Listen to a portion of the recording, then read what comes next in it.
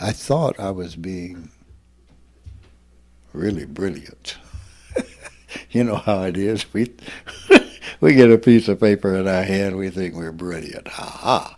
See, it says right here, smart. uh, Here's what I'm going to do. As I looked, and I went around the world and I looked and I listened to people, I saw that we all have the same problem. The same, absolute same problem. We each think that our problem is unique. Nobody understands. The problem is everybody understands. They just don't want to admit that they do. I know why you behave the way you behave. And the reason I know that is because I understand and understood the reason why I behaved in the way I did. But let's look at it. We put a lot of emphasis on our mind. So what I did initially says, okay, let's define mind. Not because that's necessarily what it is, but it's a way we will have to talk about this, to describe this, to talk about it in a way so that we can handle it. Mind is thoughts placed on emotion or feeling. So we have emotion equals mind. Okay. We don't deal with the purity of things. All right. So what happens? Why is it every time something similar to something happens, I say, oh, I know what this is. I know what this is. I know what this is.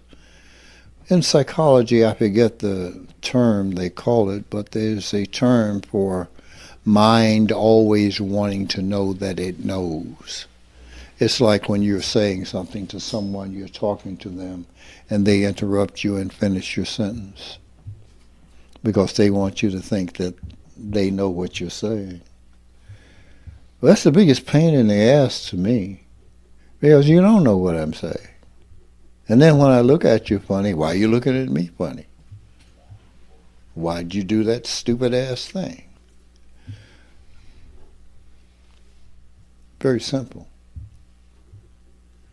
There's a firing of the neurons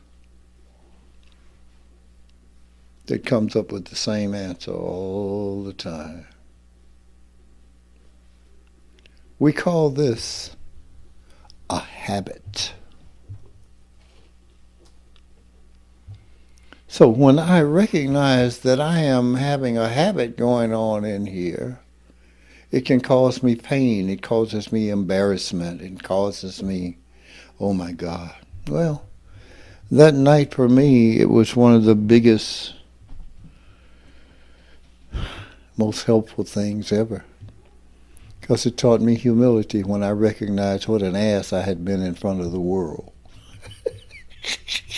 When you realize in front of the whole world, you have been an ass, an ignorant ass. And everybody has seen you naked, warts and all. It takes you off your high horse.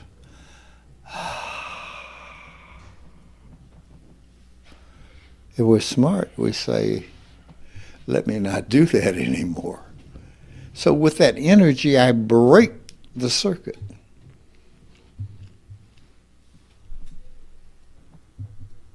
Since we don't all come to that question in the same way with the same intensity, I came up with this technique.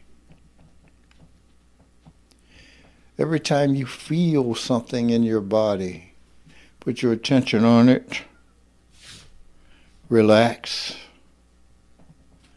and let the energy run. Because it is the running of the energy that is freeing. that breaks the circuit of the repetitive thought. Then I should do that every time I feel something like that. Well, I can't do that all the time. Well, then you're not truly studying. You're not truly looking. You're accepting sometimes the same crap that you don't want to accept. Other times, you're accepting it. Did I show you my new word I learned from sign language? I showed you that. You know what that means? Bullshit. That's just an excuse to keep what I want going. You see, if I take the time to understand in this minute, I have all the minutes behind that to behave as a sane, rational, loving, kind, intelligent human being. But if I don't take this moment right here that's presented to me right now to do that, I keep pushing this off further and further and further into the background. We look to those who've gone before us. We look to a Buddha, a Jesus, as something very special. Something on high that we can never approach. Well, let's look at something Yahushua, Jesus said. Said, are you Son of God? I am. Are you Son of Man? I am.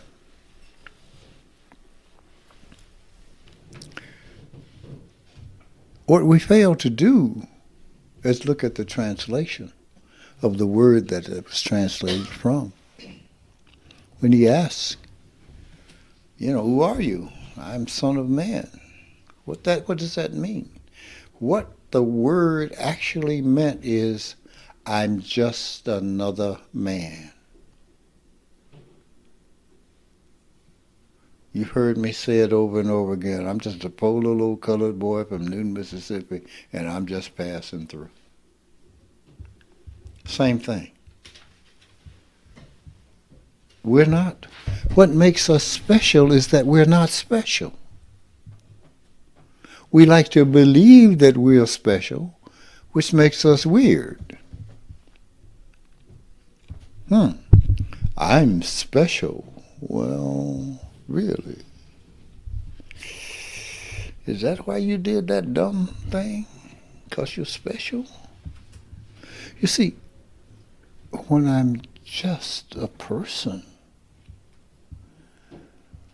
I don't have to pretend to be anything. When I'm just a person, all I want to do is answer the question. All I want to do is resolve the issue. That's all. I don't want to be king of the United States, unseat Garfield Goose. Y'all remember Garfield Goose. You remember Garfield Goose? Garfield Goose was king of the United States. He was this goose that wore a crown.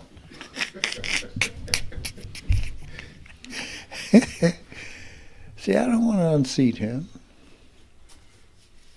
I don't want to be president of the United States. I don't want to be any of that.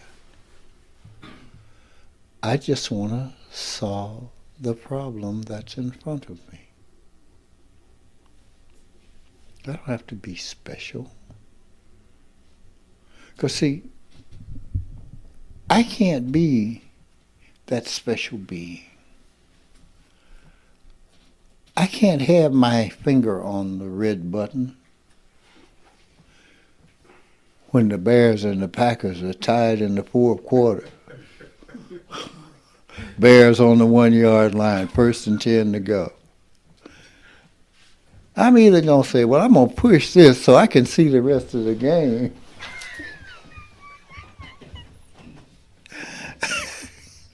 See, I'm not the guy you want. I'm just a guy. You understand what I'm saying? We're just people. When we come down, we don't come up to God. We come down to God, to the simplicity of our being. That means every moment, until I get it, I have to pay attention to my motivation. So when I'm sitting there, I'll tell you a story about young boys and their penises and our thought patterns. When I was about 14, was making love with a young woman in the back seat of a car. She had epilepsy, and I didn't know it. Well, she had a seizure,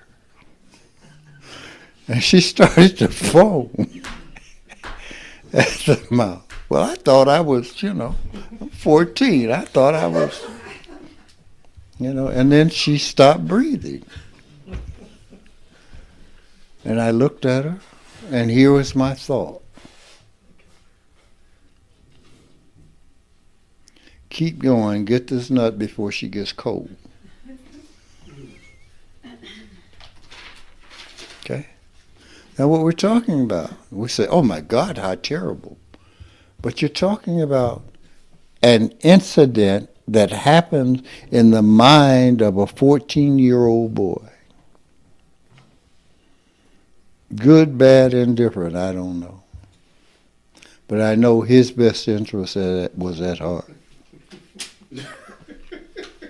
His best interest was at heart. You follow what I'm saying to you? Now, we can't hold that against that 14-year-old boy. I mean, she did recover. I was very disappointed.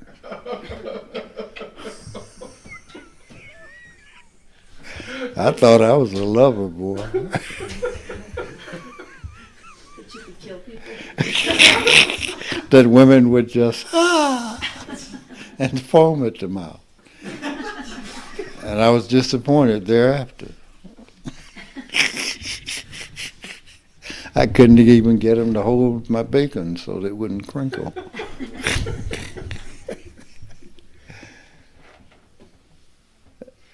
When the 14-year-old boy brings that forward, then there's something wrong.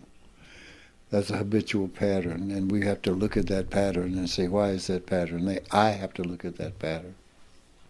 I have to break that pattern. So one of the things we see is that human beings are who they are going to be emotionally by the time they are 2 years old. By the time they are 2 years old. 2. They've got a pattern that they repeat emotionally. Now here we are 30 years later, repeating that pattern. What do we as a society do? That pattern may not be the healthiest thing. What do we do? Do we actually treat them? Do we actually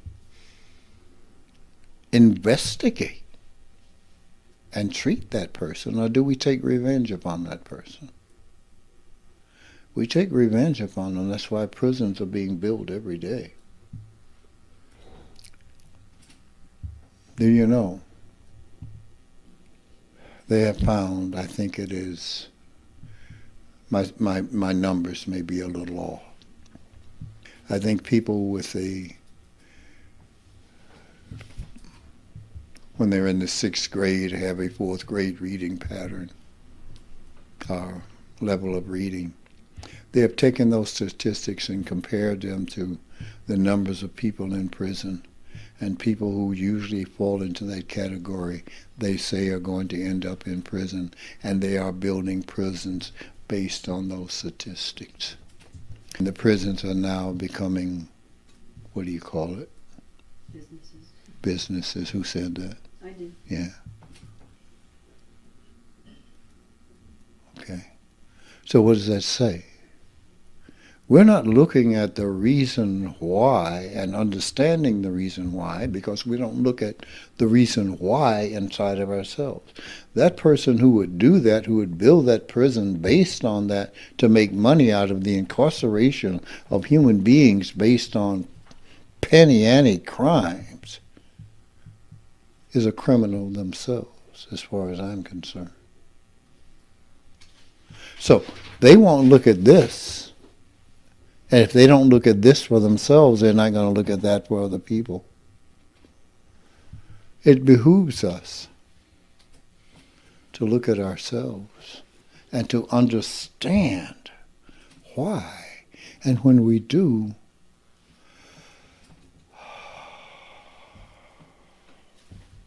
we come to peace.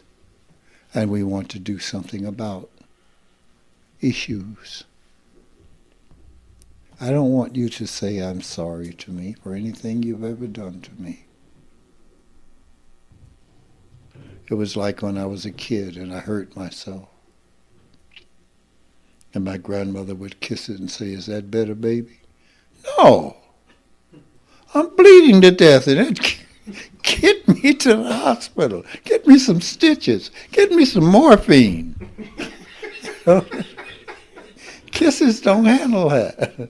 Okay, so we need to deal with the reality of situations. We need to deal with that. We need to solve the problems. If we don't, here we are. We destroy the whole thing and we start again. We destroy and we start again. We destroy and we start again over and over and over and over and over again. Because we don't take what we're doing seriously. We don't take understanding ourselves seriously. Because everybody knows the people with the most money are the smartest. We know the people who are most well known are the smartest.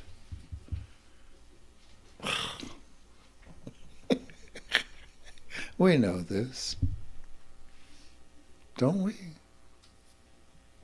They are the smartest people on earth. That's why everybody wants to be like them, and few people want to be like Buddha or Jesus or whomever.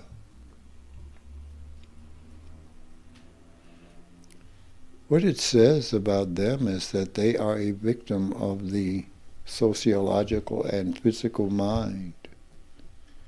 Only the physical mind wants more and more and more, and more and more and more never seem to solve the problem.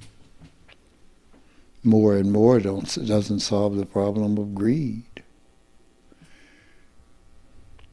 We want more. We're greedy. We want more. The greedier we are, the more we take from others.